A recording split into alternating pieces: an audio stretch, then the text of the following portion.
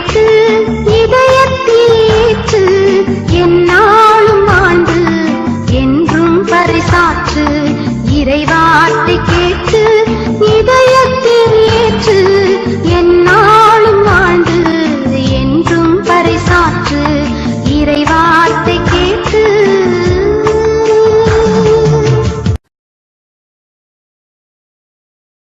இயேசு கிறிஸ்துக்குள் பிரியமானவர்களே, அருமை ஆண்டவர் இயேசு கிறிஸ்துவின் பரிசுத்தமுள்ள திருப்பெயரிலே நல்வாழ்த்துக்கள்.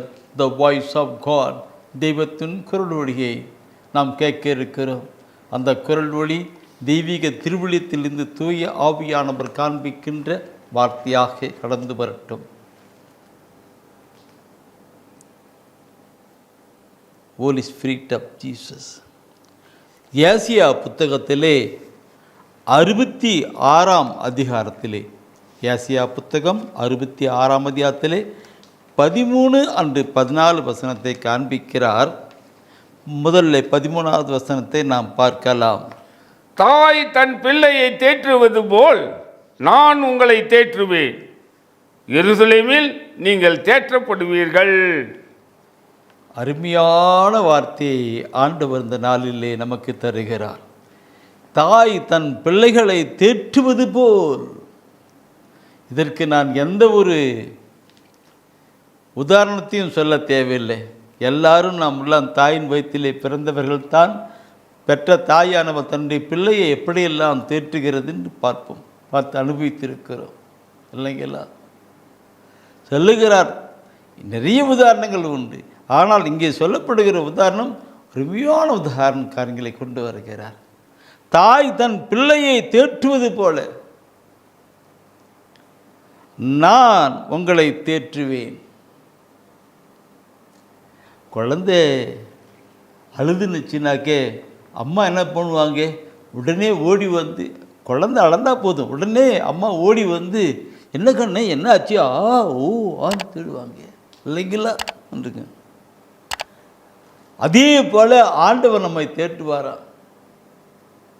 நம்முடைய வாழ்க்கையில் ஏதாவது பிரச்சனை, போராட்டம், கவலை, கண்ணீர், துக்கம் என்று வேதனை வருகிற பொழுது, நாம் அழுகிற பொழுது, ஆண்டவரை கூப்பிடுகிற பொழுது, அந்த அன்பு ஆண்டவர் தாயாக செயல்படுகிற அந்த ஆண்டவர் ஓடி வந்து கட்டி அணைத்து நம்மை முத்தம் கொடுத்து, அழாத நான் இருக்கிறேன் என்று நம்மை தேற்றுகிறவராக இருக்கிறார். எவ்வளவு அருமையான வார்த்தைகளை ஆண்டவர் தான் நமக்கு தந்திருக்கிறார் இல்லைங்கெல்லாம் பார்க்கணும். ஒரு தாய் தன் பிள்ளையை தேற்றுவது போல நான் உங்களை தேற்றுவேன் என்று சொல்லுகிறார். கேட்டுக்கொண்டிருக்கிறேன் அன்பான சகோதரமே, நம்மை தாயின் கருவயிற்றில் உருவாக்கினவர் தானே அவர். தாயிலும் மேலான பாசத்தை கொண்டிருக்கிறவர் அவர்தான். தாயிலும் மேலான பாசத்தை கொண்ட தாய் போலந்து தாயை போல இருக்கும். அடுத்த வார்த்தையை பார்க்கும் பொழுது அந்த வசனம் சொல்லுகிறது, 13வது வசனத்தை படித்தோம், அடுத்து 14வது வசனத்தை படிக்கிற பொழுது அதில் என்ன சொல்வார்னாக்கே, இதை நீங்கள் காண்பீர்கள், இதயம் மகிழ்ச்சி கொள்ளும், உங்கள் எலும்புகள் பசும் புல் போல் வளரும். எப்படி சொல்லுகிறார் பாருங்கள்.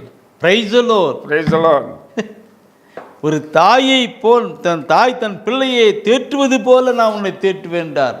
தாயின் கருவாயத்திலே உருவாக்கின அந்த ஆண்டவர் சொல்லுகிறார். தாயிலும் மேலான அன்பு வைத்திருக்கிற ஆண்டவர். நீங்கள் அதை காண்பீர்கள் என்று தேற்றப்படுகிற பொழுது நீ காண்பீர்கள். ஏதோ அழுதுட்டு இல்லை, கண்களெல்லாம் திரட்சி அது இதெல்லாம் தேற்றப்பட்டு நமக்கு மீட்பின எருசலேமில் நீங்கள் தேற்றப்படுவீர்கள். இதை கேட்டுக்கொண்டிருக்கிற, இந்த வார்த்தையை சிந்தித்து கொண்டிருக்கிற நாம் உள்ளத்திலே மகிழ்ச்சியோடு கூட சொல்லணும். மகிழ்ச்சியோடு கூட சொல்ல பாடுகின்ற பாடனாக இருக்கணும். ஒரு தாய் தேற்றுவது போல் என் நேசர் தேற்றுவார். இல்லைங்களா? அருமையான பாடல். என்னோடு கூட இணைந்து அப்படியே பாடுங்கள். பாடலுகிற பொழுதே அது ஜெபமாய் கடந்து வரட்டும். ஒரு தாய் தேற்றுவது போல் என் நேசர் தேற்றுவார். மார்போடு அணைப்பாரே மனக்கவலை நீக்காரே. மார்போடு அணைப்பாரே மனக்கவலை நீப்பாரே. ஒரு தாய் தேற்றுவது போல் என் நேசர் தேற்றுவார். ஆம் ஆண்டவரே, தாயினும் மேலாக எங்கள் மீது அன்பு வைத்திருக்கிறவர் நீர். என்னை தாயின் கருவத்தில் உருவாக்கினவர் நீரல்லவா? எனவே தாயினும் மேலாக அன்பு வைத்திருக்கிற நீர் ஒரு தாய் தேற்றுவது போல என்கிறதல்ல, நீ எங்களை தேற்றுகிறவர், மார்போடு கட்டி அணைக்கிறவர், கண்ணீரெல்லாம் துடைக்கிறவர், எங்கள் குறைகளெல்லாம் நிறைவாக்குகிறவர். என்னுடைய எலும்புகளெல்லாம் ஆசீர்வதிக்கப்பட்டதாய் கடந்து வருவதற்காக நன்றி செலுத்துகிறோம். தாயை போல தேற்றுகிற நல்ல ஆண்டவரை உம்மை போற்றுகிறோம், உம்மை புகழுகிறோம், உம்மை வாழ்த்துகிறோம், உம்மை ஆராதிக்கிறோம், உமக்கு நன்றி செலுத்துகிறோம். ஆமீன், ஆமீன்.